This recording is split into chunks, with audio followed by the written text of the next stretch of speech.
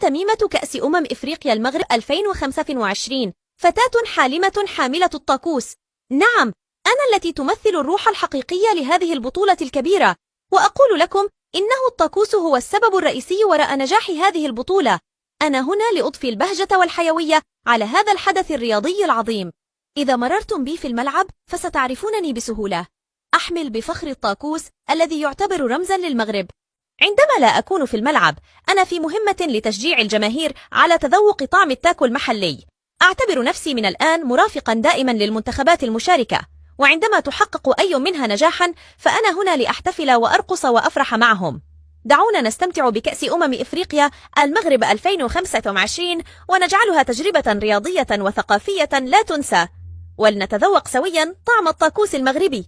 فلنعش هذه البطولة بروح المرح، ولنجعل الطاكوس رفيقا لا ينسى في هذه الرحلة الرياضية الرائعة.